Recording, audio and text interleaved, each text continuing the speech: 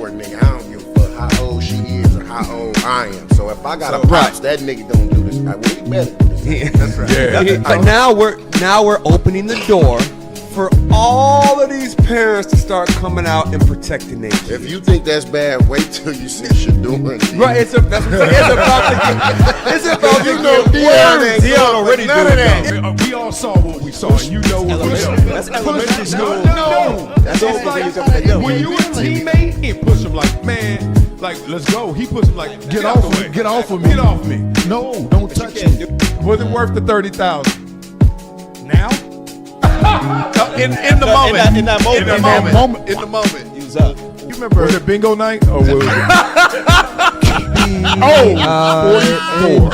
44. You know what we do on this show, boy.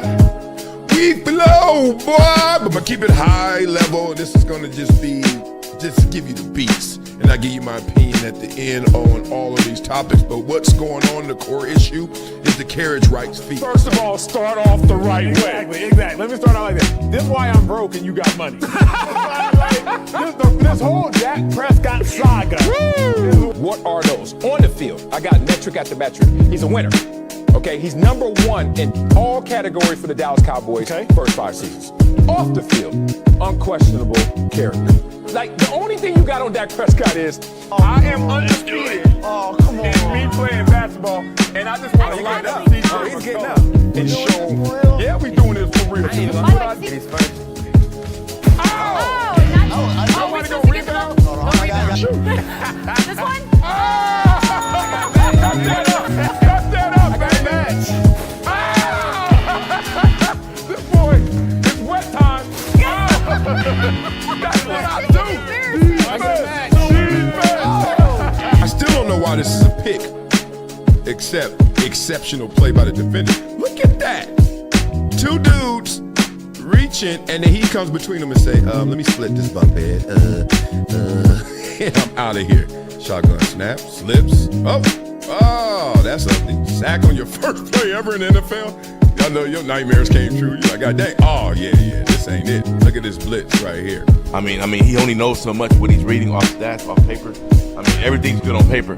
But I would always love to hear from a player because they play the game. What about a journalist? Like, being real, NARPs are journalists. Like, you're from that pool, right? So imagine somebody just said, you didn't play the game. I don't want to hear it.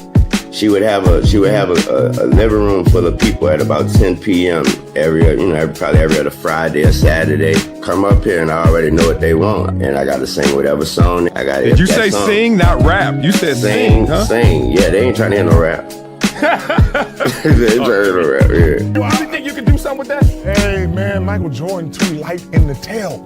Okay, you know what, big dog? Yes. I ain't light in the tail. If you want some of this, let's go one-on-one right now. Let's get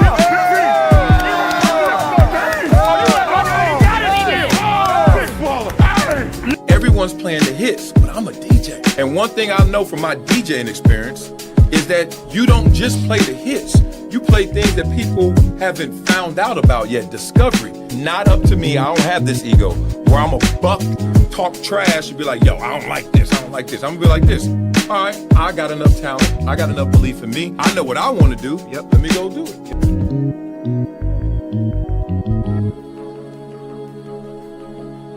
Blah, blah, blah. What's cracking like a Mac from the back into the jacket? G's up, We's up. What's up? God dang, I'm glad y'all set it off. Ooh, wee. Starting to find my groove. And y'all know what they say about when you find your groove, you tell the whole world, don't disturb this groove. Oh, that's one of the best songs ever. Love to you guys who are rocking with your boy early in the morning, dressed in black, just ready to go. I got like rap Tourette's. So one thing you got to know about me, I mean, people say I got a lot of different kind of forms of that, but in terms of life, I live life in rap phrases, real spit, because I grew up in the golden era, the golden age, whatever y'all want to call it, old school. I don't know what the hell. I thought old school was the 70s and 80s, and then now I hear the old school is 2000s. I'm like, what? I was a full-grown man with 415s in the back of the Excursion. Had a convertible Hummer beating down Sunset saying, say something, punk. And I'm talking to the police. Because I got love for the police. Real spit, man. Some of my best homies are police officers and sheriff. Shout out to Joe Bo. Y'all better stop playing with me. Come with me with no narrative. Fuck your narrative. I hate narratives because they ain't real. Narratives. Everybody hate Kevin Durant. Every time I'm around Kevin Durant, I can't even get 5 words and he be like, Wiley, what's up? I'm like, what up? And everybody like, oh, Kevin. And then the narrative is, he a cupcake. The narrative is, oh, I don't look. Westbrook, same thing. Stop living in narratives, y'all. Live in real life. Love y'all. How y'all doing this morning? Beat it up in the comments. Let's talk some talk. Let's walk some walk. Who we got in these comments? First one in here. That's what we gonna do. We gonna always put some respect on the first one in here. Universal Trapper says, bois, bois, bois. For y'all who don't know what bois, bois, bois means, it means ball with attitude. And that comes from my college days. It was our calling call. So, you know, our gangsters be throwing it up like, what up, homie? Where you from, homie? What's West Sea, Neil? You know what I mean? All that. Or, you know how people just be like in sororities and fraternities and they be like doing their song and the Atomic Dog come on and every Q Dog just comes from the top rafters. Blah, blah, blah. Same thing. If you out in them streets and you see one of your boys that rock with Wiley, that rock with our show, that hydrate like us, you say, blah, blah, blah. He'll know. You'll know. All right, love to you guys. We're going to have some fun today. Who else we got? Love this show. The networks lost a good one. No, they didn't. Thank you, though, Mel Dog. I know what you mean. I hate when I do that. Yeah, hate somebody give you a compliment. You be like, no. Yes, thank you. Yeah, you might lose some, but you just won one or something like that. That's what I feel like. They lost one, but I won one. Hey, this stuff is really crack-a-lacking over here, right? The independent space, I will give you this. The independent space, the biggest thing about it is obviously there are higher highs and there are lower lows. You got to do it by yourself, homie. You got to create your own network. You got to create your own team. That's the toughest part. Because people are not as advertised, right? So everybody has a resume.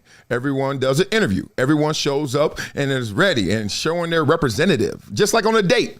She ain't that and you ain't this.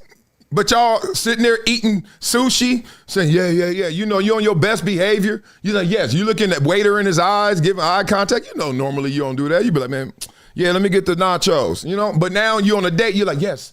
Oh, really? Okay. So the wasabi is ingrained in. Shut your ass up. So everybody's sending their representative. Next thing you know, you hire this fool. Next thing you know, he can't cut no videos. He don't know how to work the damn production board. You know what I mean? So. One thing about me, dog, I am never going to use an excuse. One thing, my daddy, sometimes I hate it. My daddy made me so accountable that I will do everything. And I think I can because there's a God in me that says I can. So love to you guys, man, rocking with your boy. We're going to beat it up in the comments. Keep telling me what's on your plate. Keep telling me what's in your life. All the love. And we're going to start this show off right with a call out. Oh, who's calling who out? So supposedly a call out is occurring because we all know that they're going to have that big UFC fight this year. You know, we just were saying next year. It's this year at the White House. And y'all know me. I'll be rocking at the White House. I don't care what y'all say. Once again, miss me with your narratives. If the president of the United States invites me to go somewhere, guess where I am? There. Unless it's Venezuela. No. I ain't going to do that part. But I am there. I am there. I don't give a damn what you call me. Call me. You're going to have to call me from D.C. because I'm going to be there. So yes, and Obama went to Colombia and never invited me, even though I got really close one time. I was talking to his people one time. But Trump has invited me twice, and I heard it's a third one in the making. And shout out to my boy, my former teammate, Scott Turner, who is the secretary of HUD. Do y'all know who that is? Y'all know who Scott Turner is? That's my dog. That was my teammate in 01 with the Chargers. Now, he in charge of $1 trillion budgets. Any questions? All right, so let's get into this. Come on. Let's go. Conor McGregor calls out Floyd Mayweather for White House fight after UFC announcement. Boring. Duh. Can you get a new rival? But you got to admit, this is a UFC call out. This ain't a boxing call out. Look at that. Look at that. Conor and the Don. The Don Mega. All right. Let's see what they got in here. Any quotes? Anything good? Oh, yeah. We love a video. Okay, let's have some fun with this video. See if there's anything to it. I know it's some music on it because it's on Instagram. Damn, Instagram. Can y'all ever play a video without music? Let's go. Oh, we got to go all the way there. Excuse me. We like academics right now. We taking you through the process. Let's go. Okay. All right, so I see this auntie again. I don't want to see her no more. So the Conor McGregor-Floyd Mayweather fight. Interesting. All right, let's get some quotes here. There we go. Because I ain't see no call out of Floyd there. Posting on Instagram, McGregor has seemingly called out Mayweather for a rematch. Fun times at Dana White at UFC begin. McGregor, before continuing. At Floyd Mayweather, when you are ready for that promised MMA bout, I am here. Any more? You're there. The White House is nice in the summer, I heard. Just kidding, Mike. Although I could fight both the same night. Floyd, MMA, easy, 10 seconds. Okay. 10 seconds. Blah, blah, blah. Let's talk about this real quick, because it might be real quick if they ever got in that damn octagon. Let me say this, because I have trained boxing. And let me say this, I have trained MMA. Now, trust me, nobody hit me for real, because I ain't playing that. I already played football, all right? There's nothing to prove. I'm no tough guy. But just imagine, in the UFC, Conor McGregor versus Floyd Mayweather, how long would that last? Open your eyes. Okay, yeah, it's over already. There's no chance. There's no way Floyd Mayweather couldn't even train himself up as tremendous as he is, best boxer ever. He's in the conversation. He could be your GOAT. He's unblemished, undefeated, okay? However, this is a different discipline. This is almost like in Voltron. You know how they had the arms and the legs, and you know it was like all 5 pieces form Voltron, you know what I mean? This is just being one leg. Boxing is just one element of MMA, mixed martial arts. It's like gumbo. You ever eat gumbo? Yeah, it's crab, shrimp, you got the sausage, you know what I mean? But if you only just got sausage, that ain't crab, that ain't gumbo. You know what that is? That's sausage. So I don't see Floyd even trying to train. He couldn't get enough muscle memory. He couldn't get enough athleticism in the, you couldn't get nothing going to do that. So I don't know how they gonna even make that. Maybe this is just used for spectacle to get it all started. And they know realistically, ain't no way Floyd Mayweather in 6 months is gonna train MMA to even compete with Conor McGregor. Conor McGregor will forget how to fight MMA before Floyd learns how to fight it. He'll forget all he knows and still know more than Floyd. Just that simple. Okay, so y'all beat it up in the comments. Tell me you think if he has a chance, he has a shot. Anybody? Let's see. Oh, I got some super chats. Love you guys. Thank you for the super chat. Miles 8788, Bears versus Jags, Super Bowl. I was just doing this yesterday. Hey, the Super Bowl gonna look weird. No matter how. Seattle versus Jacksonville. I mean, look, the teams, yeah. The fan base and like the media and the marketing and like, whoa. Those ain't blue bloods, okay? So it's going to Seattle, Bears. They hoping for the Rams, and who are they hoping for? Maybe New England, probably. Buffalo, Rams, Buffalo. Oh, there we go. So, all right, beat it up. John Jones is going to fight George Angelo says, okay. Hey, John Jones there, I'm there. That is a cool dude. I actually got a good relationship with John Jones. Real spit. I remember he broke news on our show one time. He was like, yeah, I'm going to start fighting. We was like, can you stop? See, this is the same thing. I'm glad I brought this up. John Jones was so bored with UFC, or he just wanted to scratch that itch. He wanted to go into boxing. Dog, as coach always says, don't get bored with success. And he wanted to flip. Floyd, don't get bored with success. Keep going to China and fighting these famous people with money and beating them up for $50 million and everybody laughs at you and you just laugh all the way to the bank. Just keep doing that. Do not go into no octagon with no dude who used to be a champion. Nah. Just like how Jake Paul and them be trying to train up to fight you. Nah. It ain't gonna work. Okay, here's something they say ain't gonna work, is this coaching hire with the Raiders. Y'all heard about this? Predicted to make a coaching hire. I ain't even gonna bore y'all with the whole article. There go my man, Mark Davis. Shout out to him. He's given me seats in his suite before. His suite is sweet. His suite is sweet, obviously, right? But I love their stadium. It's amazing. Second best stadium in the whole world of football, behind SoFi, of course. SoFi is just, I don't know what it is. It's a palace.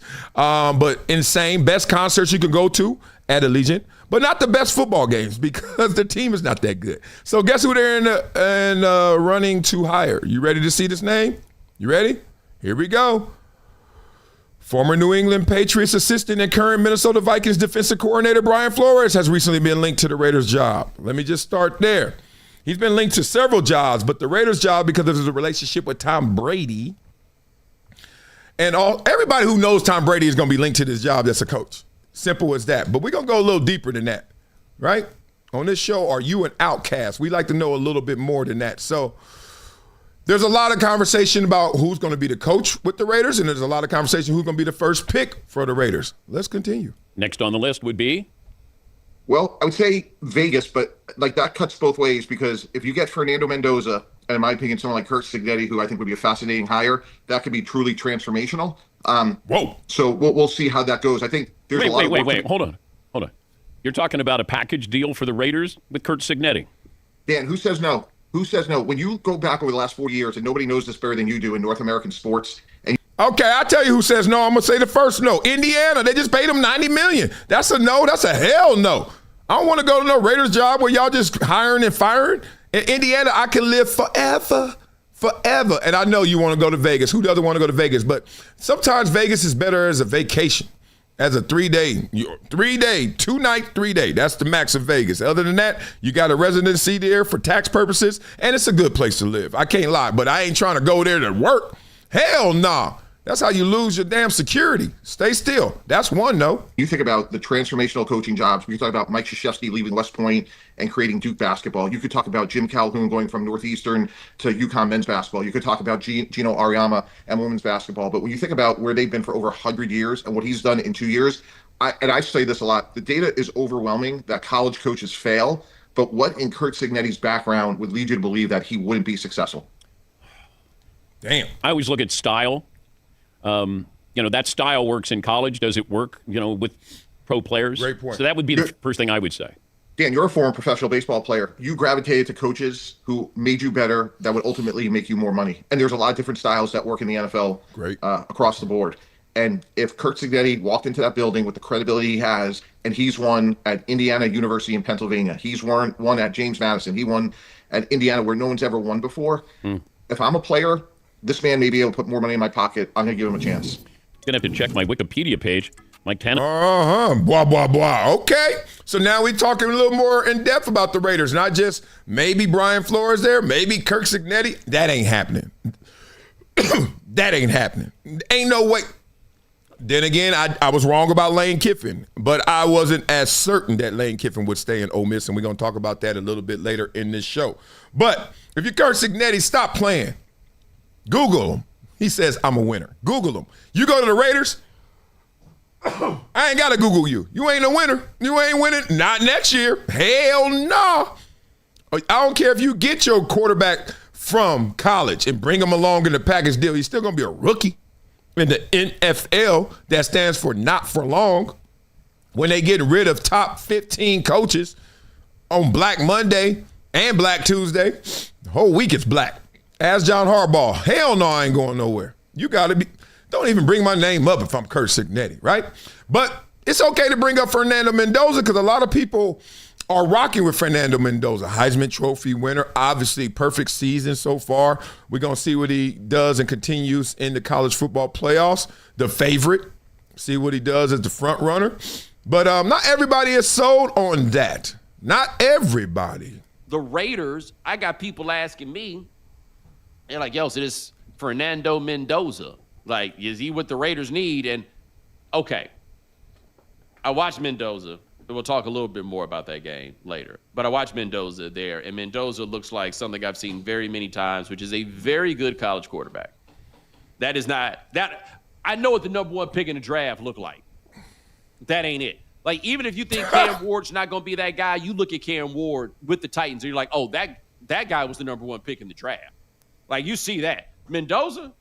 I don't know. The Raiders.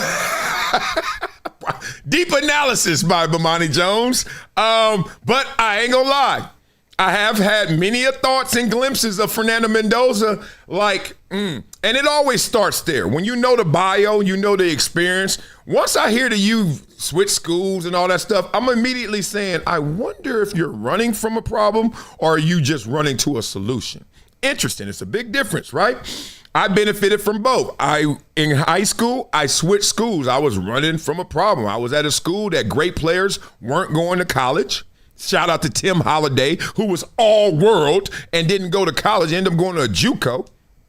And that really discouraged me. I was like, I'm not staying at this school. Ain't no way I'm going to be better than Tim Holiday. So I was like, I don't know about that.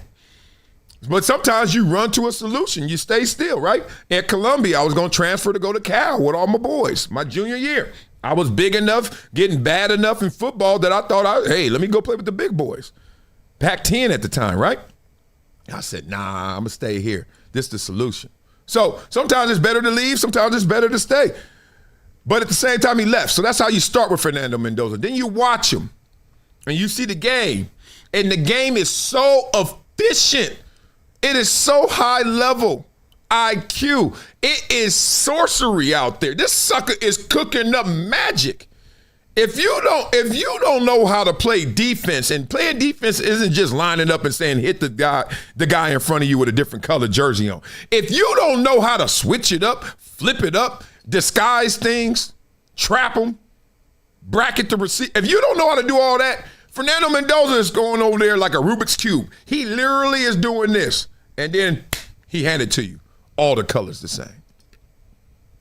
And you can see that. But then after the game, you're like, damn, that boy carved him up. But as big a play, and he has a great deep ball. He could throw the ball. He's smart. He knows where to throw it. All the above. There's a lack of wow factor that kicks in. And you're like, man, he just carved him up.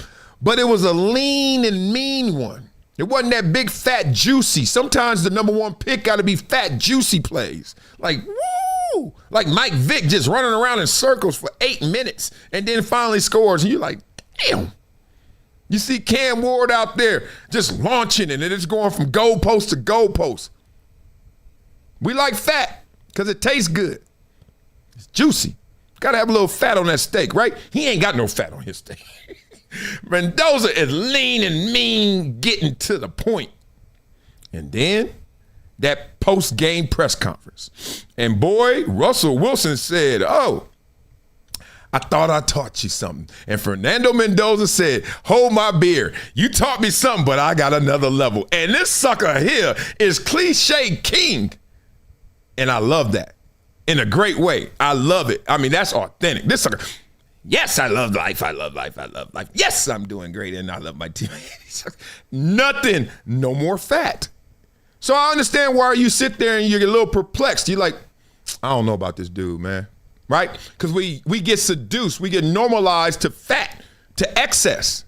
Like, our number one pick's got to have something to hang on to, some swag, some flair, something. Right? You don't believe me? Who's the best quarterback ever by accolade, by achievement? Who's the GOAT? Tom Brady. How much fat? Anybody?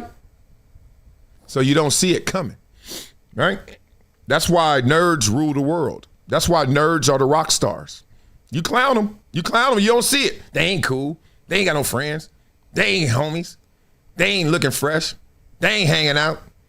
No fat. Then you look up, guess who's your CEO?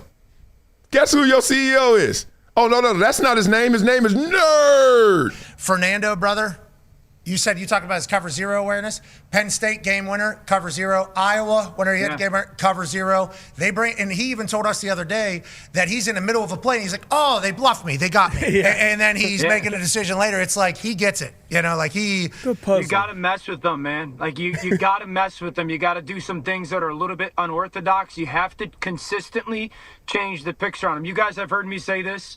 I think there's two ways, and I think the best thing that Oregon can do, knowing how good Indiana's offensive line is, it's like you've got to try and slow him down. You have to get him to second. Describing Fernando Mendoza, not just because the way the ball comes out, the way he's built, 6'5", 230. I mean, that is exactly what you want. What's happening? They can make the best selection for each play. It's like, feels like Fernando's already at that. Feels like he is already at the second chapter where he knows what you're doing. Blah, blah, blah. And that is what we're going to land on, that point of his mental, his IQ, his football acumen is on full display. I mean, it's next level, being real, just being real. Let me tell you why. One thing that Howie Long dropped as a jewel was that every player in the NFL walks into the facility their first time as a rookie, and they're two elevators. Their physical elevator and their mental elevator, right? And they walk in and their physical elevator is way up here, right? Like top level. Like you're 21, 22 years old. You're starting your prime. This is going to be some of the best shape you're ever in because your metabolic rate you're just in a good place no matter what you eat. Triple bacon cheeseburger classic from Wendy's. And it's still, you got a six-pack, right? You can't mess up. You ain't got to stretch that much. You walk to the facility, coach say run, you're like, I'm running. Dogs don't stretch. I don't have to stretch either. All the above, right? Then you get into a situation where you're young and your physical prime is here. Your physical elevator is here, but your mental elevator is here. You just don't know it all. You know a lot. Look, underneath you is college and high school and Pop Warner, but you don't know it all.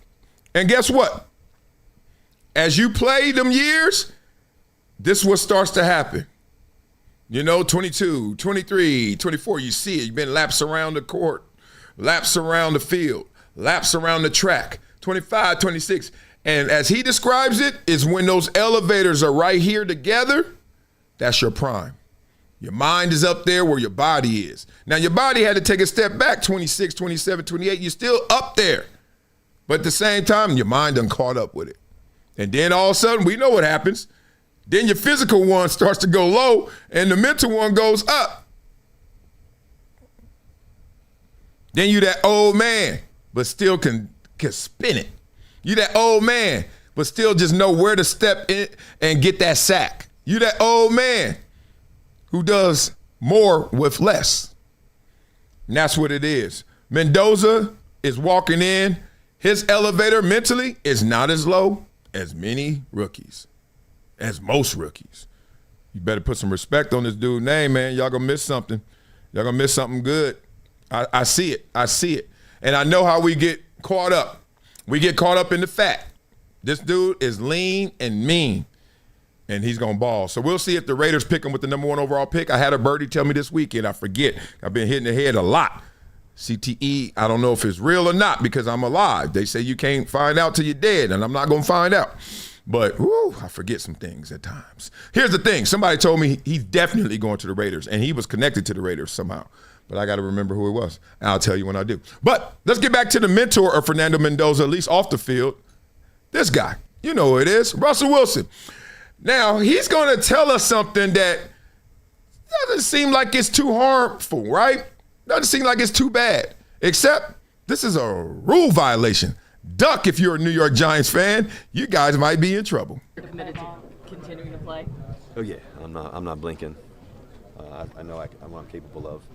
I think I showed that in Dallas, and I want to be able to do that again, and just be ready to rock and roll and be as healthy as possible and be ready to play ball. I played that game.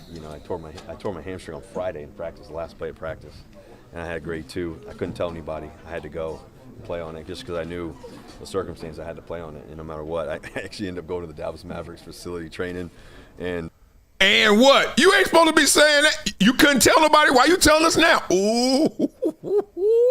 Goodell, line 1.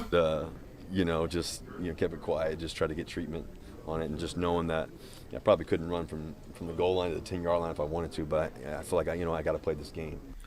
Yeah, you had to play this game. You're also playing another game, letting the world know, everything you saw on film, hey, won't you mark it up a little bit? You know what I mean? Great on the curve. You know I ain't have no hamstring. I only had one hamstring. Ooh, Russell Wilson dirty. He a pro. He a vet. He know what he doing. That exit interview. I've been hurt. I've been hurt, right? Oh, my God. That's crazy. Oh, man. Okay, let me beat it up in the comments before we get into some more topics. I just want to let you know the Giants in trouble with that. You're going to see a little fine. You're going to see a little what? Because they take that seriously, the injury report. That injury report, do not mess around with it. A lot of y'all know why, too. Whether it's the gamblers, they're like, hey, who win the game? But also because they want to keep integrity. And integrity, part of it is perception, right? So if everyone's not buying into something, it's hard to have integrity. Even if you lying, you just buying in. From afar, people could say everybody is doing the same thing. That's integrity. You lose that when one team is like, no, don't say nothing. Don't say, even if it's meaningless. Like Russell Wilson having a hamstring tear, even though he was playing that game, whatever. Oops, not whatever. So peep game on that right there. Randy Ballin, who is number 2 today. Somebody try and beat Randy Ballin because he's balling. Cam Ward shows the problem of drafting any quarterback behind a trash O-line. Yeah, look, if you get drafted number 1 overall, it's a blessing and a curse. The curse is you're going to the worst team last year. They sorry. You ain't going to be too good. You can't play the ultimate team sport and go to the team that has the worst record and then Peyton Manning was 3-13 his first year. It took another offseason. He's like, hey, dog, we can't do that again. And they were like, you're right. Next year, they were 13-3. Okay? It's just like that. So you go to the worst team, you know what I mean? When they say you put a genius in the worst school, might get the best grades, but you got to put the genius in the great school. You got to put them in the school where keep pushing them. You got to keep pushing them. Can't put that dude in no trash school. And you put in a great player in the trash system, rap. That's why you can see a good team. Tyler Huntley goes into the Baltimore Ravens situation. We're going to talk about that. And he keeps the train moving. It's a good situation. Put Tyler Huntley on the Titans. Let's see what he's doing. Rap. Just that simple. It's a rap. So let's talk about it because everybody's trying to right now make this a rap. Everybody want to get rid of the king. Let's just quickly let the king let y'all know who he is because y'all say he 41. What are he doing? Why he ain't playing no defense? Why he over there talking? Why he on that? He said, what? I'm 41 years old. Of course, there's always every back-to-back for the rest of the season is TBD. I am 41. I got the most minutes in NBA history. Bank it right now, okay? What are we talking about? It's just that you don't look like you're 41 on the court. But I am. Look at my birth certificate, December 30th, 1984, 4:39 p.m. That's when I was born. Any suckers out there? I ain't got, when I came out, slapped the doctor in the ass. All right, I'm done. Blah, blah, blah. We ain't going to stay long on that, but just while we got somebody this great, man, just give him some love. I know y'all going to talk to me about every other issue about this dude, but dog, come on, man. You know what I mean? I'm like that. When I saw Jerry Rice with the hairline going back and the braids way back here, the crisscrosses, I was like, salute. When I saw Jerry Rice in a Raiders uniform, I was like, salute. When I saw Deion in a Ravens uniform, I was like, salute. I ain't the one. I'm not the one, and I'm trying to change a lot of minds out there. I'm not about to let greatness just go bye-bye or rush it away so I can see goodness. Get that. LeBron's still in the building, and he dictating terms. He letting y'all know exactly what he wants, right? So beat it up in the comments. I know y'all don't like that. Oh, I hear it already. Look, Love and Peace says, $52 million and talking about TBD. Yeah. Sometimes you get paid on what you did, not what you're going to do, right? Kobe got one of those deals. Rest in peace to the late great. He got one of those deals from the Lakers. You get paid on what you did because that's going to bring people to show up. Meat and seats, as they say.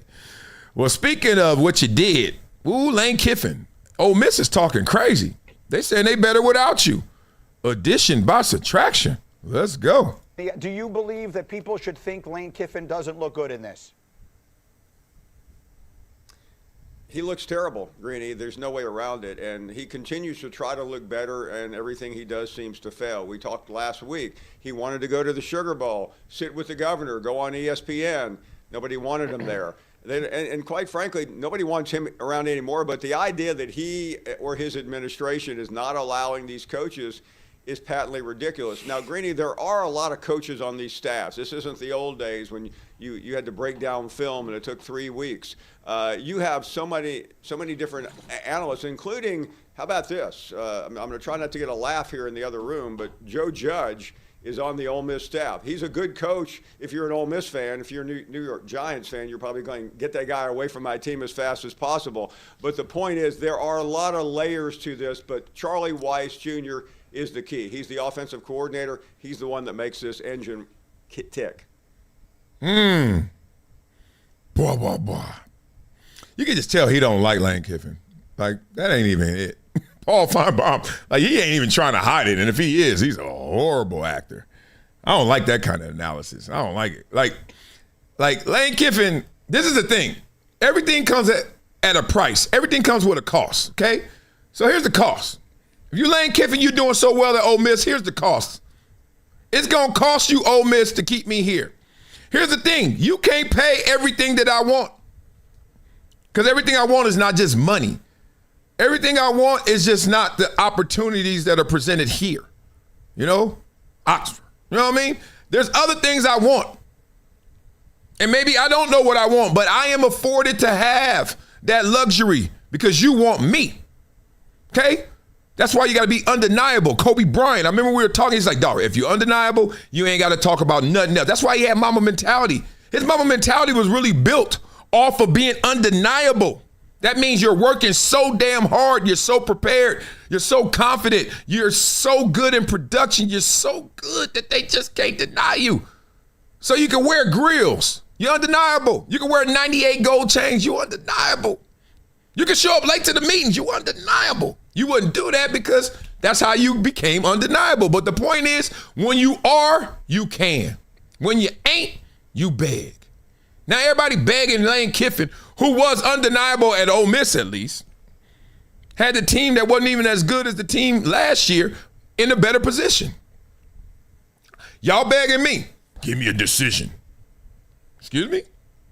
You know what we need, a decision. Because they know they got a coach in waiting, a coach in tow, and they know that they're going to have a succession plan, and they want to just move on with this, and they don't like how this feels, and your family is going to church. Okay. My family's going to LSU because let's just be real. There are levels to this. Okay? You dating Betty. That's cool. But Beyonce says hello. Me and Jay, you know, I ain't wishing this, but, you know, Beyonce, hey. Excuse me? Excuse me? Betty was cool, but come on, man. There's levels to this. That's LSU. So anyway, you the man. They coming after you. And now I got to look out for you? No.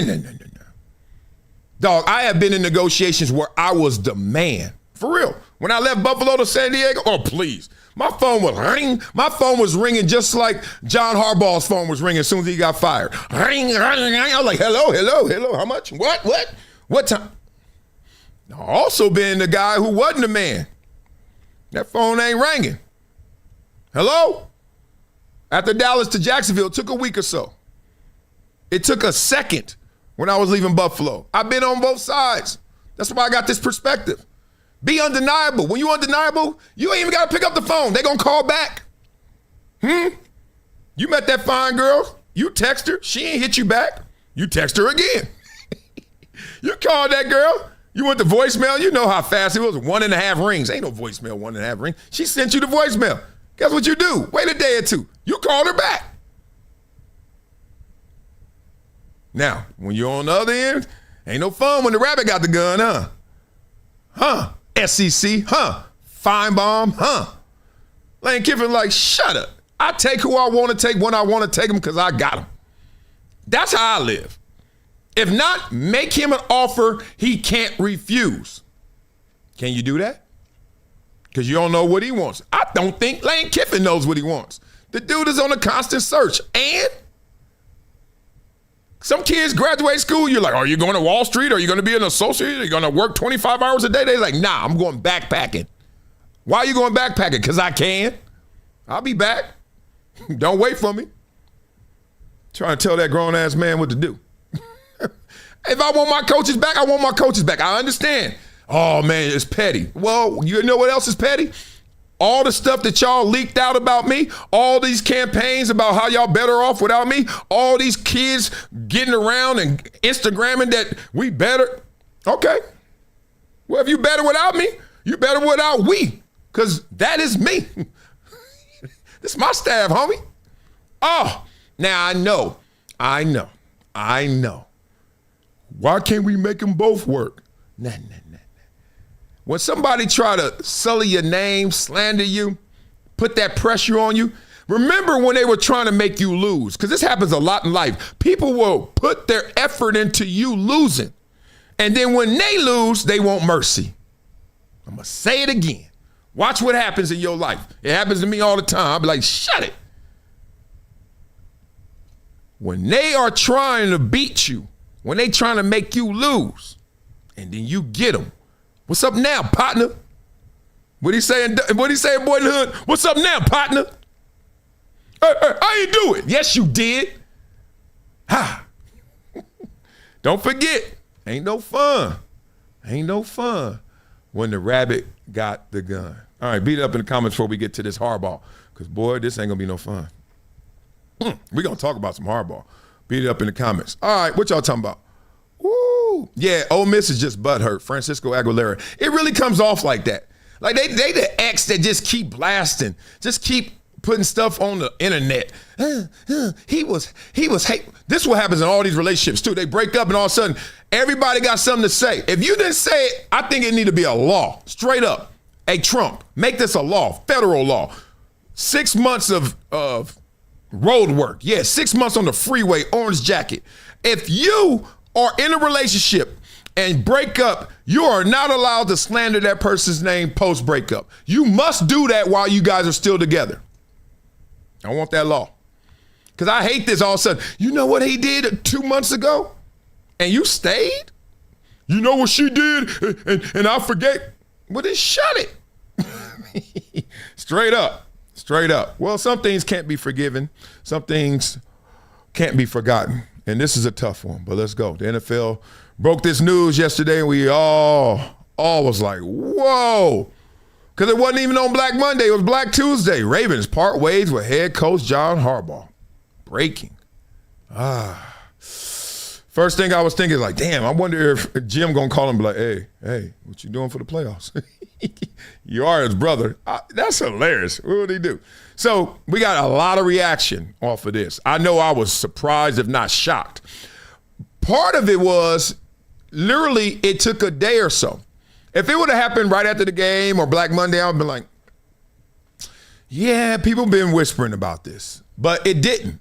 So now this caught me off guard.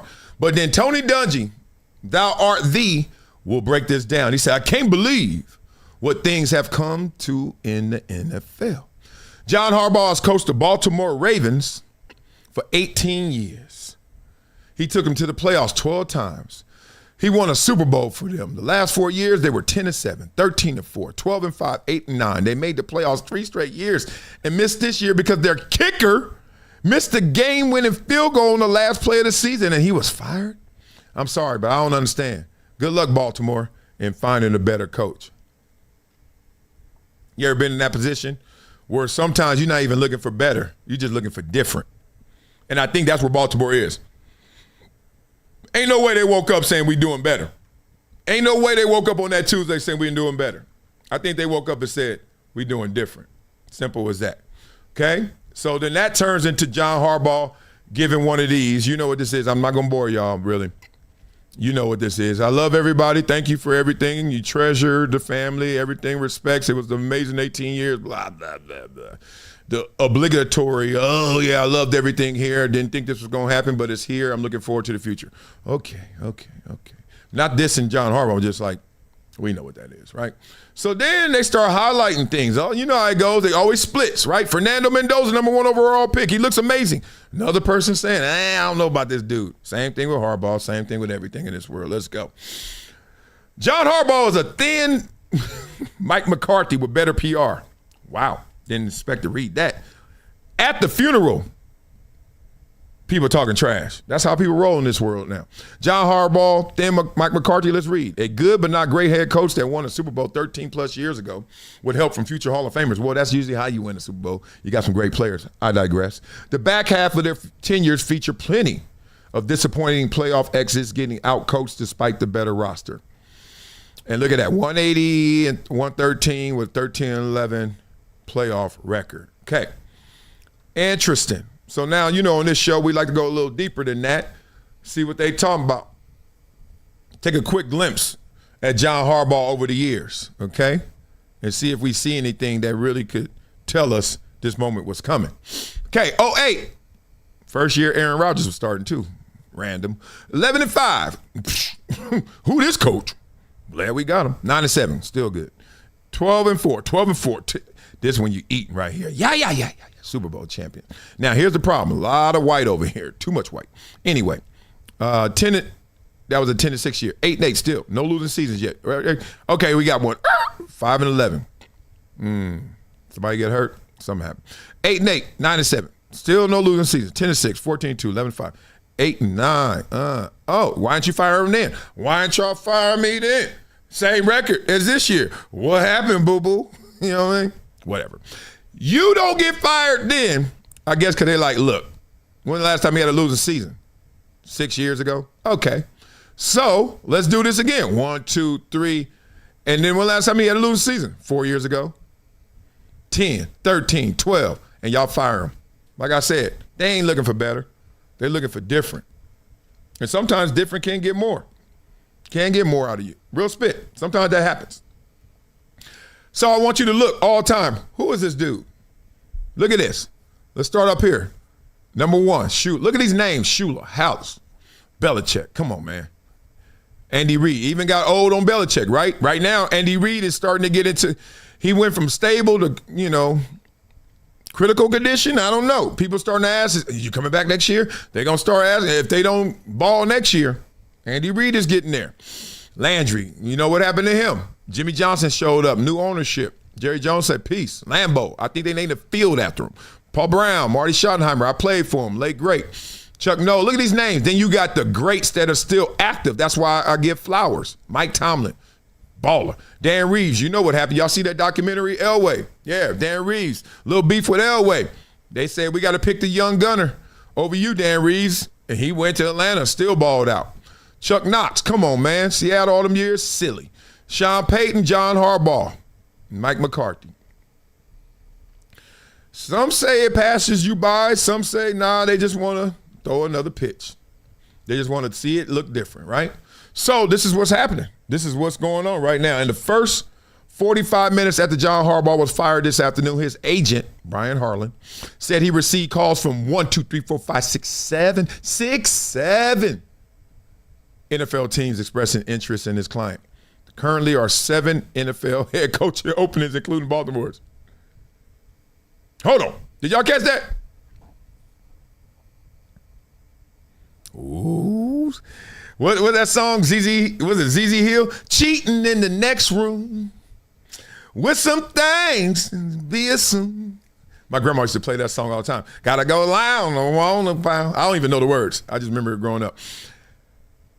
If you get calls from 7 NFL teams saying they want you to coach, but there are only 7 NFL head coaching openings, and that includes the one you just left, that means there's a team that got a coach and they like, hey, John, pick up. John, damn it. John, what you doing? Hey, shut up. Hey, man, check this out. We got this coach, right? Shut your way. Boy, if you say something again, we trying to get rid of this fool, but we can't get rid of this fool unless we know you coming.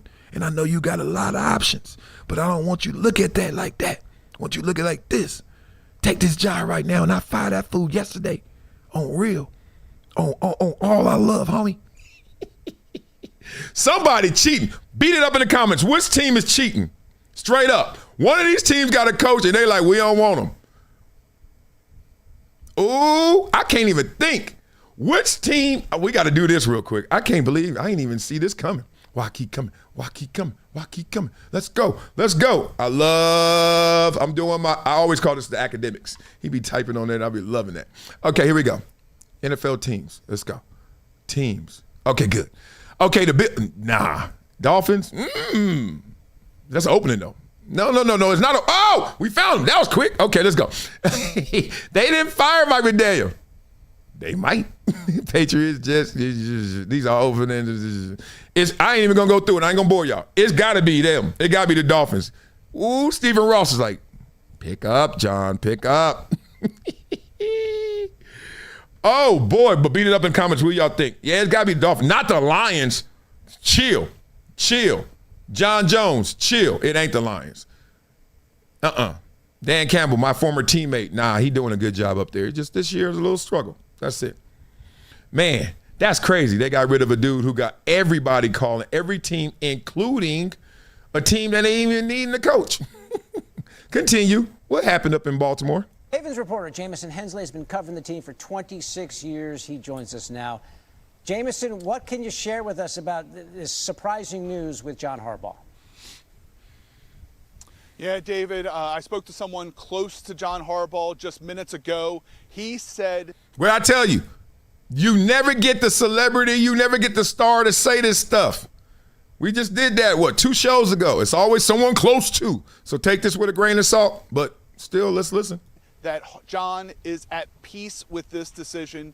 John believes this is best for Bear, where they need to redo Lamar Jackson's contract. His salary cap number goes up to $74.5 million. God. Brown. They were the ones who delivered the news to Harbaugh staff. Well, that's an... Dang.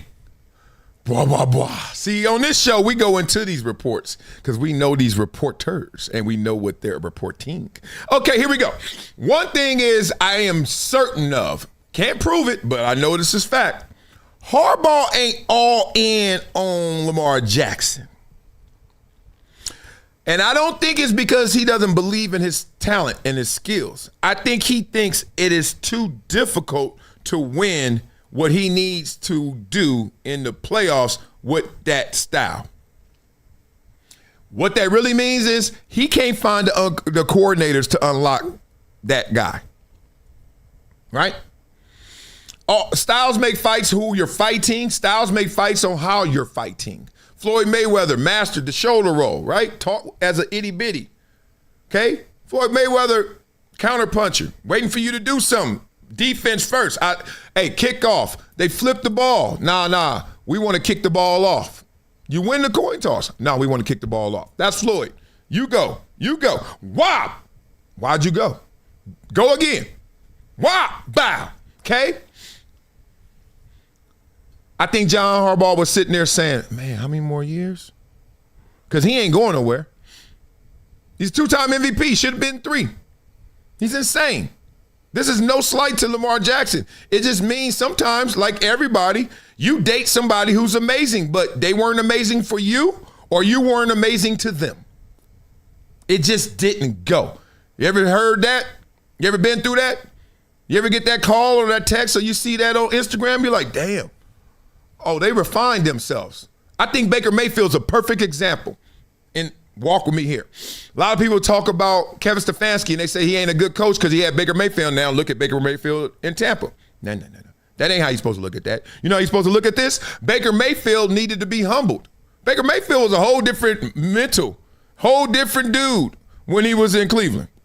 Even though he didn't suck in Cleveland. He did all right. If you really dive into the numbers, he did all right, especially with Cleveland. But he didn't do Baker Mayfield from college, and he certainly ain't doing Baker Mayfield Tampa. So you're like, it's on you, Kevin Stefanski. And he's like, no. That dude needed to mature. That dude needed to be humbled. That dude was doing the Dougie. He came to the NFL doing the Dougie. He came to the NFL planting flags. You got to leave that behind you, bro. Ask Johnny Manziel. Ask these cats. You got to grow up.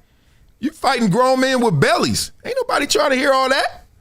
We disguising this, partner. So anyway, I think that somewhere Harbaugh is saying, look, if he had a beer with Jim, he's sitting there like, brother, let me tell you something.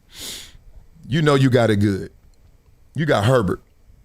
Now, I know you ain't unlocked Herbert in the playoffs yet. Hopefully he doesn't throw 4 picks this weekend and they can beat New England because they can beat New England, but we'll see. You know how much I love me some Herbie. At the same time, you got a picturesque quarterback. What is he, 6'6", 230, 6'5", 230, and it can run and can throw and is into the game? I mean, it's just perfect. It's just box. That's why he's always in everyone's top 5. And you're like, but he ain't. They like, he is. Versus Lamar, who's in everyone's top 5, but then you're like, okay, what do I do? You ever been in this position where you got a little money, right? You got a little extra. You want to buy a car. You buy a car. You're about to go get it. You're thinking 2 ways, right? Do I have enough to get 2 cars? No.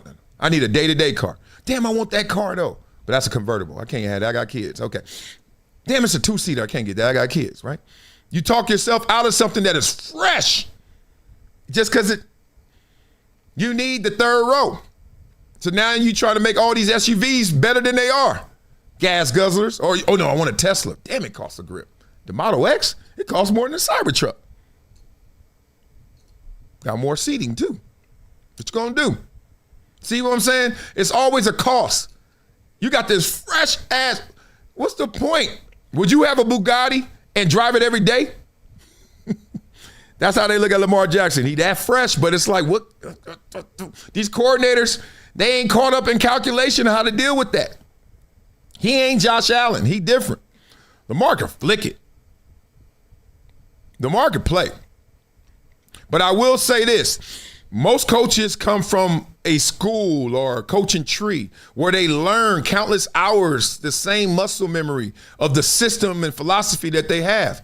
Then you get these kind of quarterbacks like Lamar, and you're like, what is this? It's not just about running and throwing. It's about unlocking all that potential, and that's what coaching really is. And after 18 years, I think Harbaugh's like, look, I already won one with a guy who was completely opposite of this dude. And now I've been trying to win one with a dude that I think is even more talented. But you ever seen Joe Flacco in real life? He's 6'6", dog. You ever seen Joe Flacco in real life? This is prime Joe Flacco. That ball come out. Lamar can do that, but Lamar also go. Can't unlock it all. I think that's the issue there. So, ain't nothing wrong. Or is there something wrong? Let's go to Columbia. Aaron Rappaport, talk to me, baby. Blah, blah, blah. We've all heard the cliche. Let's explain it. Let's dive into it. Lost the locker room. Okay, so you know after every NFL season, there's exit interviews. Now, the exit interview is typically with your position coach, right? You start off as a team, but you're just listening. All right, guys. John Harbaugh brings everybody in, team meeting. All right, guys. Not exactly what we wanted this season, but hey, still some good work out there. We got some building blocks. We know what our goals are. We didn't realize all of them, but hey, we're going to take another swipe at this and another chop at the wood, and we're going to get there. So I want you guys to take care of yourselves. I'm proud of you guys. Put the work in this offseason so we can build and grow. All that, bring it in. Ravens on 3. 1, 2, 3, Ravens. All right. Harbaugh goes upstairs for his exit interview. And then they all go to their position meetings for their exit interviews, and you got to stay in line. So if you're the big dog, you go first. You Lamar Jackson, you go first for the quarterbacks. You Derrick Henry, you go first for the running backs. You Marcellus Wiley, you go first for the D. Let me stop. Point is, you go. And you're sitting there with your coach. Now remember, you closer to this dude than you are with Harbaugh. You want to know why? Because he the one that's seen you all the time in meetings, in practice, position, drills. He saw you sleep. He saw you fart. He heard you fart. He smelled you fart. He's been around you too much. So he ain't got to say much. He already knows. He cutting through it. Every exit interview I had, they cutting to it. He like, look, this year, Wiley, you balled out. Now, this is what we got to work on, but boy, you were eating. You already know. I already told you. So let's just keep this quick. He keeps it longer for those who got a lot to work on, or he keeps it longer for those he probably ain't going to see again. So then there have been times I've been in that same meeting. He like, look, this didn't go exactly as planned, but you got double team, triple team, whatever. He tried to give you something to say, look, this, don't kill yourself. Don't beat yourself up. At the same time, let's work. When they say lost the locker room, this is how that meeting goes. Lamar Jackson, Derrick Henry. Let's start with Derrick. Derrick, we understand this year you had some struggles holding on to that football. Greatly exaggerated, too. Let's just say it. But it was in critical times, critical moments. And then all of a sudden, it's like the media had a memory, a muscle memory. It's like fans had a memory, a muscle memory. Like, don't give him the ball in the game because don't give him the ball down the stretch. Don't give him the ball because he's going to fumble. How many times did he fumble? And so what? They throw picks all the time, and then they throw passes that are touchdowns, throw passes that are completions. It was so weird to watch Derrick Henry this year, and everybody was like, he's going to fumble. Yeah, he going to fumble. He never fumbles. Good. Don't mean he ain't human. Like, what? It was, I mean, they act like he was Tiki Barber. Remember when Tiki Barber had that issue? I was like, y'all need to chill. And we broke it down on film session. What he was doing, he was trying to power through the tackles. You can't power through tackles. You got to get through tackles and empower the DBs. You power the linebackers. But when you're going through the trenches, cover that thing up. He was trying to stiff arm and all that. You don't stiff arm when you're going through the 2-hole. What? So, all right, easy fix. Derrick Henry sitting there like, yeah. And coach is real. Coach says this, hey, D, we should have gave you the ball more. We know it. We're going to fix that. Let's go to Lamar Jackson's. Lamar's like, got hurt this year. We started off fast, got hurt. Came back, we just never got our footing correctly. Still did good, but not great. Wasn't an MVP threatening year, obviously, for many reasons. Stuff just seems out of sort, you know what I mean? Stuff is just like, it was a lot of issues. People slandering my name, people getting information on the inside. Coach is sitting there like, yeah, a lot of water. We took in a lot of water this year. Yeah. And then they get real with each other, both meetings. They're like, I just don't want to come back and it's all the same. I just don't want to come back to this kind of situation. Mm-hmm. So then you got to remember, sources. Who are sources? Sources are coaches. Sources are players. Sources are executives. They all doing the water cooler share.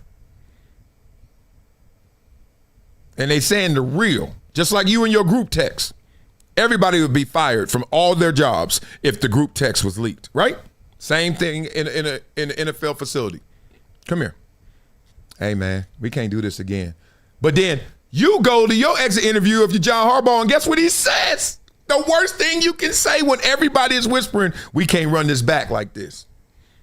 He said, let's run it back. But Scotty was like, you know, have you ever sat there and you've been having an argument or a discussion and you're sitting there saying, I'm listening. They can convince me, but if they say this one thing, if they go here, we ain't coming back. And I can see John Harbaugh sitting there and he's like, yeah. Look, I want to bring back Monkey. I want to bring back staff. I want to bring back this year. You know, that's what happens when you 18 years in, you just like, man, it ain't broke, don't fix it. It ain't broke. It just didn't work. We missed a kick. He like, I'm not going to exaggerate it. Like, we need to tear up this blueprint and try again and go from a fresh, go for a new. No. We're going to run it back. And Biscotti said, okay. You can't walk that back now. You can't walk back moments like this. This is crazy. Somebody pointed this out to me and I was like, wow, I didn't even think about this in the moment. I was so excited. You just can't hide it. That they were going to kick the field goal and win the game because I am a Ravens fan. Told you I root for every team I played for. Bills, Chargers, Cowboys, Jaguars, Lions, Columbia, and the Ravens. I just love the Ravens. And I ain't even play for them. But in this moment, watch this. Y'all remember this? Now that big one. Maybe they won't flag it if I don't play the Mike Tirico sound. Huh? The ball was right here. Now the ball is right here. Catch. Now that big one. Catch anything? Derrick Henry's here. 1st and 10. 14 seconds. Scared to run him. Scared he gonna fumble. Scared to run him. Maybe still hurt. That shot is wearing off. You can run one play with Derrick Henry. I think he's going to get some yards or not score. How many times have we seen Derrick Henry score at the end of the game? 4th quarter games. Move that ball from here to there. Give him a carry again. Call that time or call the timeout. Kick it from there. That's 37 yards. Run out of bounds. Run another play. Get the ball here. That's 32 yards. You look back. Imagine if you, Biscotti and his staff, and you're looking back and you're like, not the best coaching decisions in the world. You could have got 2 plays off with a rookie kicker who's not only trying to win a game, but win a season, get to the playoffs, win a playoff berth. I did not think about that in a moment. But boy. But don't dare y'all feel bad for John Harbaugh. None of y'all. Because John Harbaugh will make nearly $50,000 a day. Today, he's going to make $50,000 for the next couple years, not to coach football. Look at that. $1.5 million a month. He's getting 50 cents a second. He just made $1.50. Don't feel bad for that man. That man, all right. All right. So beat it up in the comments. I know y'all got a lot to say. Then we're going to get into Shedeur. People want to kick him out of Cleveland. They say, if Stefanski gone, you need to go too. For good reasons and other reasons. Let's talk it up. Tell me what y'all thinking. Blah, blah, blah. All right. Ooh. Yeah, Baker was too cocky coming into the NFL. Yep. I hear you, Randy Baldwin. He certainly was. I thought he was, at least. What else we got here? It's the Bengals. Y'all talking about that conversation where we were saying which team wants to get rid of their coach? Oh, interesting. Beyonce is super overrated. Wicked. You obviously have never met Beyonce. And I have. Our kids went to school together, so I used to see them all the time. Known her since she was 17. She came to Buffalo to perform, and because I was Bruce Smith's protege, I get to go where Bruce Smith goes. And guess where I went? To the Destiny Child concert to hang with Beyonce. Crazy. Real spit. She is not overrated. All right, let's get into this topic. Because some people are saying Shedeur's overrated, and he ain't even that rated. Let's talk through it. But the quarterback thing, yeah, I mean, I've said all along, I think Shedeur's presence will be a hindrance to some guy. Not somebody's going to take the job. They pay really well, and there's only 32 of the job. Somebody will take it. But there are candidates out there who will look at this and say, nope, I want nothing to do with that. How could there are 31 over other jobs, not 32. you? Look at everything that Kevin went through over the last year with Shedeur and some of the stupidity and nonsense that was out there. What coach would want to sign up for that? Particularly when he didn't play that well. He wasn't that good. Like, I've been pretty adamant. He shouldn't be on this team. Like, to me, Shedeur should not be on this team next year. He's not good enough to be the starter, and this organization is not stable and mature enough to have him as a backup. They've proven that. So what, are you going to draft another quarterback and put him atop Shedeur, and then all the stuff comes back again about, well, what about Shedeur? When are you going to play Shedeur? Like, no thanks, hard pass. And I just think a lot of coaches are going to view it that way. I disagree, but because I wanted to ask you another question about Kevin, but now I got to go off on Shedeur here for a second here. I think that's a little extreme. He shouldn't be on the team next year. You're not going to draft a quarterback in the first round next year. You're not in a position to. I didn't say he shouldn't be in the NFL. He shouldn't be on this team. I understand that. He's not mature. But look at everything they just went through. And for what? He's not that good. What did they really go through? Thank you. Do we need to remind ourselves of all the locker room stuff, all the crap about the miming and the... That's well. Wait a minute. What organization wants to put up with that? You're breaking. God don't even want to hear this. He's like, all right, mess with that reception. Get this fool off. Up for a second here. But I think that was more media stuff. I don't think that there was actual problems in the locker room. I had a problem that Dylan Gabriel was there for obvious reasons, but I mean, look at it. I don't think that he was a problem in the building. I don't think that he was such a distraction in the building to everybody involved. I don't think they let it be that way. All of that stuff infects into the walls. I'm not saying... The unfortunate part is I think he's a really good kid. I think he's a really good young man. But it's just all the nonsense that comes with him. That's exactly why he fell, Ken. You know that. This is why, because teams didn't want to deal with this. And we just saw it play out over the course of the last year. Well, hey, listen. And now you're going to sign up for more? Blah, blah, blah. I was about to declare that the worst take ever because of the exaggeration level. But I must say, he didn't do much in the dance. He didn't do much in the performance, but he stuck that landing. The ending of, you're going to sign up for this again. And what is this? The problem is there's not much to this. But there's a perception out there that there is a lot to this. So what coach would sign up for that? A lot more than you think. A lot more than you think. Because you're able to compartmentalize if you're a coach. You're able to actually express that message to your team. Let's block out the noise. It was a net positive having Shedeur Sanders on the Cleveland Browns this year. If not, who in the hell was watching them win 5 games? I don't even know if they win 5 games without Shedeur. Because Dylan Gabriel, you get hurt, you rush back, and then we got to deal with you, or Flacco still. I don't know.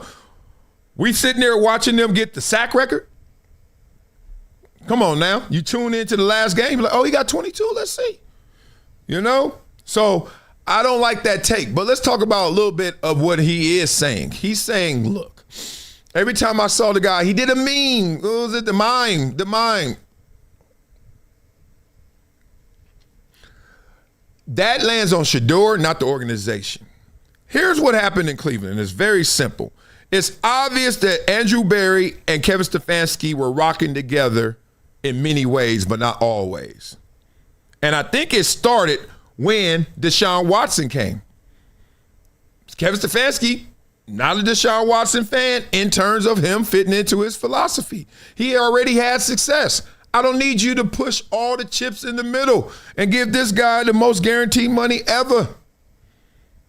Okay, we're running the ball and we have an efficient quarterback. We could do something. What are you doing? Trying to go over the top. That hijacked the franchise. Then we get into this draft, you get Dillon Gabriel. I think that was a consensus pick. Dillon Gabriel was a Heisman finalist. Say what you want. He's short and all that, but say what you want. He put up some numbers. But then it became just a value pick. Like, Shedeur's still here. He's not in our thoughts. We thought he'd be gone, or we're not thinking about him. He's still there. You know how it goes. You go to the store, your cart's full, and then you see they got 2 liters of 7-Up for 49 cents. You don't even want no more 7-Up. You ain't trying to be drinking soda. You ain't trying to drink no soda. You're trying to drink 49-cent 2-liter 7-Up, though. Buy 5 of them. 5th round pick. I think that's what happened. Simple as that. Kevin Stefanski got off page with Andrew Berry. Jimmy has him in the middle trying to listen with both ears. He got one ear. Andrew Berry, one ear. Kevin Stefanski. Then they're trying to play this game, and that turns into a poker game, a chicken fight. Andrew Berry, I'm going to get rid of Joe Flacco so you can't play Dillon Gabriel, rush him back. You can't play somebody else. You got Shedeur's it. That's what happened. And I've seen that kind of piss and match before. I've seen it with A.J. Smith and Marty Schottenheimer. Real spit. So here's some data to support, and this is wild. Some real data that supports that Stefanski was off. And Andrew Berry was off. They were on different pages. And that changed how they called the games. That changed how they treated the quarterbacks. Because you know how it goes. If you don't say how you feel, you're going to act it out. This is how you act it out. The Cleveland Browns firing head coach Kevin Stefanski makes it impossible to ignore how differently he treated Shedeur Sanders versus Dillon Gabriel. This is not my first video from her. I don't know who she is. She must go to MIT. She be breaking this stuff down. I need her websites. And the data proves it. Let's start with opportunity, because opportunity isn't just pass attempts, but it's when you're allowed to throw. These bars shows who the Browns trusted to throw early while the game was still in neutral and after successful plays. Dillon Gabriel was consistently allowed to throw early and in rhythm. Shedeur Sanders, on the other hand, was asked to throw after things broke down. And that difference shapes everything: play calling, confidence, and who stays on the field in defining moments. Now look at down and distance. Gabriel throws far more often on first down when defenses still have to respect the run and the entire playbook. Yet Sanders throws far more often on 3rd and long when defenses already know what's coming. So that's not the same job. This uneven context is further compounded by Sanders being benched in a 1-score high leverage situation. That tells you how short the leash really was for him. Now let's talk about protection. Sanders was playing behind one of the worst protection environments in football, and instead of adjusting, the coaching staff didn't meaningfully increase help. No consistent extra protectors, no expanded chip blocks. But Gabriel received significantly more built-in protection, even with the same line. And protection is a coaching choice. It wasn't applied evenly. This is where people usually say, Shedeur just holds the ball for way too long. But the data tells a different story. Damn. Sanders wasn't just under more pressure, but the pressure arrived way faster. We're talking pressure in under 2.5 seconds, before most routes concepts even exist. So when pressure arrives that fast, time to throw becomes survival time. And this stat is really important. Despite extreme pressure and a reduced margin for in-game mistakes, Sanders actually turns pressure into sacks less often. That means he's escaping, throwing the ball away, or keeping plays alive. And that's not poor processing. That's problem solving under chaos. Ooh. And the margin for error was not the same either. Sanders' #1 receiver dropped nearly twice as many passes, so that shrinks your margin immediately. But the offense never compensated with easier throws or more protection. So the difficulty stayed high and the tolerance stayed low. So quarterbacks get judged by results, and coaches decide those conditions, and that difference really matters. You're welcome. Blah, blah, blah. I ain't gonna add to that. She broke the out of that. She broke that down to the very last compound. That's why I love football. Ultimate team game, ultimate team sport. Can't learn more life lessons playing a sport than football. And also so many ingredients, so many elements, so many things that add up to success. You can't do it by yourself. I don't give a damn who you are. You could be Barry Sanders. You got to block. You got to block. You don't block, it ain't going to work. It ain't going to work. So respect to her and respect to the situation going forward. Obviously, we're going to keep tracking that situation just because it's something crazy. I mean, soap opera to the fullest. Let's go there. All right, beat up in the comments, and we're going to get to this topic of disrespect once again. We got Russell Westbrook getting disrespected. It's crazy how they be coming at him. Boy, Skip Bayless did Russell Westbrook bad.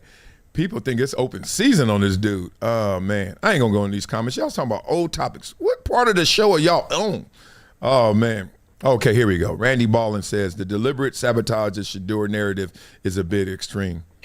And Chris Shesher says, Marcellus, will Shedeur have an over or under of 8.5 consecutive starts in his career? I say under. Right now, I take the under as well. He's a fifth rounder, so it's hard to find stability. It's hard to find your footing at quarterback. Next year, it ain't going to be that. Deshaun Watson will be forced down our throats.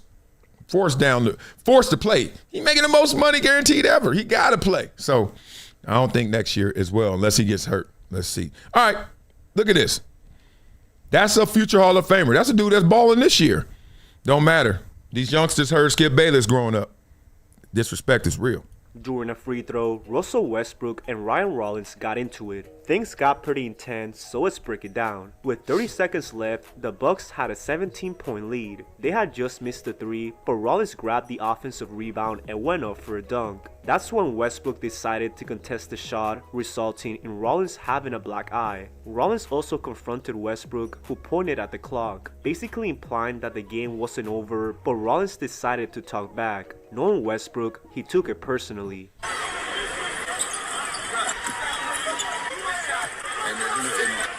As Rollins shot the second free throw, Westbrook had this to say.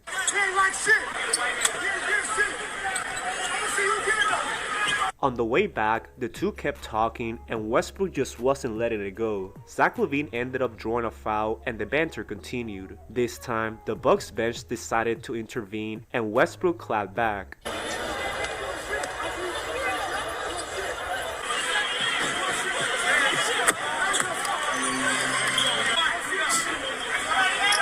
Westbrook really doesn't back down from anyone, and just look at this man's eye right here. Rollins really took that like a man as the Bucks ended up with the win.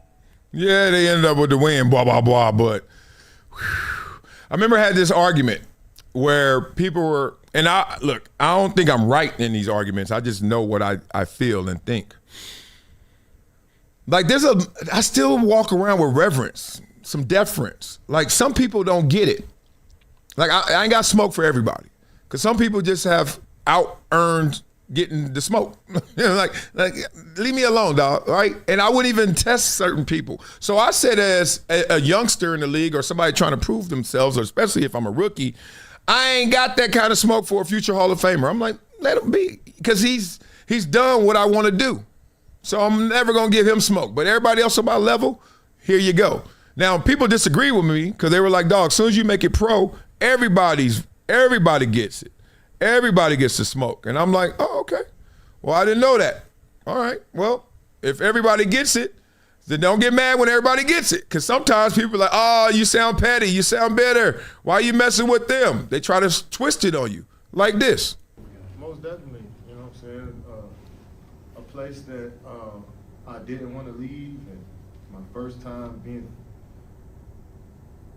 to sound, I don't want to sound too dramatic, but I will, to be kicked out of a place, you know what I'm saying? And felt like that, you know, I've been scapegoated, you know what I'm saying, for the issues we had as a team last year. Yeah, it felt good to beat them and hit a game-winning shot, but that's all it is. It's just for the moment, you know. It's something tomorrow I won't even think about, you know. So it was a fun game. Like I said, of course, yeah, I felt you play with a little chip on your shoulder against your former team, especially when they trade you. Blah, blah, blah.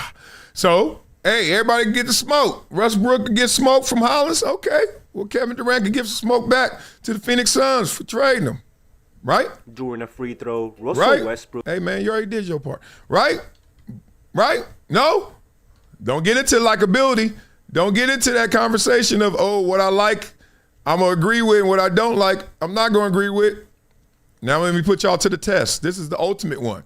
Because a lot of people act like they don't like this person, Donald Trump. A lot of people do like Donald Trump. But who cares who you like? Did they do something you liked? If someone you don't like does something you like, do you give them props? Do you give them credit? Well, let's see. Let's get into these politics. This is going to be fun. We didn't really invade Venezuela because of drug trafficking. This isn't really just about oil. It's about China, which deployed a spy ship off the coast of Venezuela in August to monitor our military. It's about Russia, which landed planes that can carry nukes to America at least 3 times in Venezuela. It's about the fact that Maduro wasn't even the democratically elected leader of Venezuela and was giving our biggest rivals the ability to hurt America in our own backyard. This is about power. And in case you haven't noticed, we've been losing it to China. Trump isn't the first president to make a power play for America. He's just the first to be honest about it. Maduro is an ally of China and Russia. Venezuela's military equipment mostly comes from China and Russia. Russia was building a weapons factory in Venezuela. Russian military contractors were Maduro's personal bodyguards. China has poured over $100 billion into Venezuela. Today, most of Venezuela's oil goes straight to China. Just hours before we captured him, Maduro was meeting with China's special envoy. Venezuela has 17% of oil reserves in the world. Do you want that controlled by China? Some people are saying it's immoral to interfere with Venezuela's affairs like we are. But guess what? China and Russia already were. And maybe you think it's immoral for us to get involved, even though they are. But morality is a convenience that only the powerful can afford. Morality is a local language. Power is a universal language. Our adversaries don't care about our morality. They care about winning. So we need to speak in a language they understand. And what Trump did, translated into the language of power, is say, don't mess with America in our backyard. Here's the harsh truth. The powerful get to choose the moral code. Morals are a standard. Power is how you enforce it. China has been getting more powerful while we've been arguing over pronouns. If we don't get it together, China will be the prime power. Whose moral code would you like to live under? America's or theirs? Well, Ponder that. I think he's done, but let's give him a little more. Ponder that. When America wins, we still get to criticize our government. Try that in Beijing. We're not done. Let's load it up before we blast off. Okay? Let's load it up before we blast off. So obviously there's a lot of conversation about this, trending for days about the capture of Maduro. Some of the best AI memes you could ever see as well. But let's respect all sides and let's respect what went into this decision. Let's talk a little deeper about it. Stephen A. Smith dropped some jewels on this one. Let's go. My position is one of questions, and I get myself in trouble asking questions, but I'm never going to stop because my nature as a journalist is to ask questions. When I think about the United States, and I think about our government in the nation's capital, I need somebody to make it make sense for me. Didn't Trump originally put a $15 million bounty on Nicolás Maduro's head in his first term in office? The answer to that would be yes. Didn't President Joe Biden in 2025, before leaving office, put a $25 million bounty on Nicolás Maduro's head? The answer to that would be yes. Raise your hand if you knew that. Yep. No hands. I don't see you.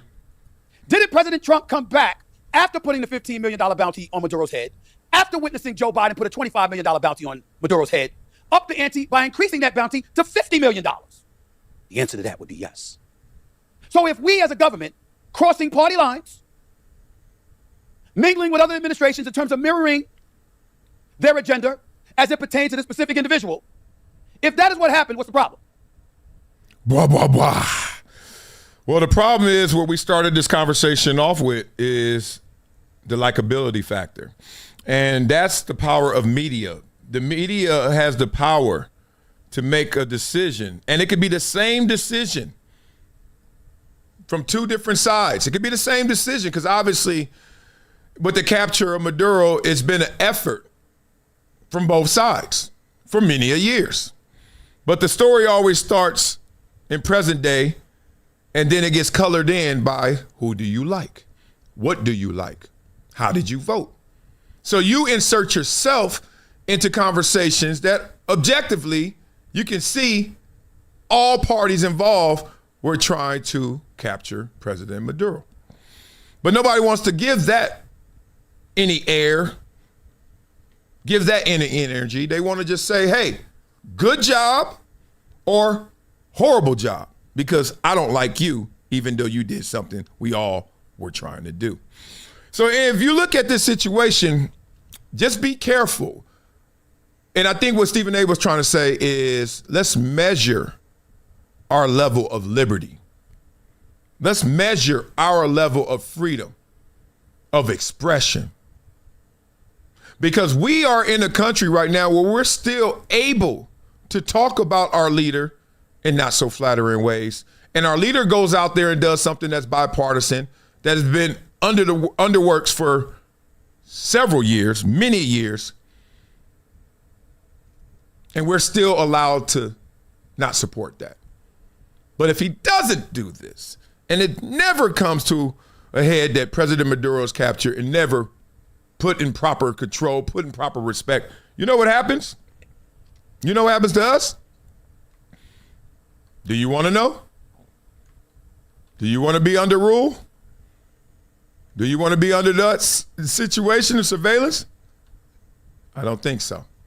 So sometimes you just got to measure what you're saying. Sometimes you got to measure what you're seeing. And don't always insert yourself in the middle of it. Because I'm certain, and I've had these arguments already, many of people who are criticizing this decision and move had no idea how this was even moving from the beginning. Simple stuff like that. All right, y'all. Beat it up in the comments. Let me know what you think. And then let's get up out of here with some music. You know me. Music or sports. Thank you, Mark. Mark Solid says, great show, Marcel. You're starting off the new year strong. Oh, I love you too, man. And Danny Fan says he has a point. Okay, I want y'all right now, beat it up in the comments. We got the top 10 highest grossing rap tours of last year. Highest grossing rap artists on tour, rap groups on tour. But I can tell you right now, here's a hint. There are only two groups, maybe one duo in one group. Okay, give me some. Beat it up in the comments before I show it to you. 5, 4, 3, 2, 1. Ding, ding, ding, ding, ding. Let's get into this. Highest grossing. Look at this. Kendrick, 1. 42 shows, 369. Golly. Just give me 10% of that if you're Kendrick. 36.9 million. Tyler, the Creator. People always try to tell me, West Coast ain't got no artists. West Coast, I had this argument with Blaze on the Rocks. Group text argument. Oh, West Coast ain't got no stars in it. Top 2, West Coast, LA. 3, Nelly. Damn, nostalgic. Damn, Nelly Eaton. Oh, I love you. Suicide Boys. I'm not going to lie. I hate to do this. I've never heard of them. And I'm a rap fan. Travis Scott. I expected that. Wu-Tang. I went and supported that. Some of that is mine. It'd be 30.5. It wasn't for me. 5 something. I went. Young Boy Never Broke Again. Okay, I keep hearing how big he is. Okay, 17 and 28. That's rolling. Don Toliver. Heard of him, but never really his music. I need to get into it. Rod Wave. Really heard of him, but never heard his music too much. And can't lie. Never heard of Central C. Who is Central C? Help me out, y'all. I'm getting old. All right, y'all. Love for you guys. Beat up in the comments. Let me see who y'all got. Somebody wrote Nelly before. Nicki Minaj was not on the list. Oh, it's getting real out here. Have a beautiful, fabulous day. Be yourself, but respect others. That's all we got to do. Peace. It's been a decade plus that I knew that this day was going to come. Oh, this is not hyperbole here. Because I believe the verdict.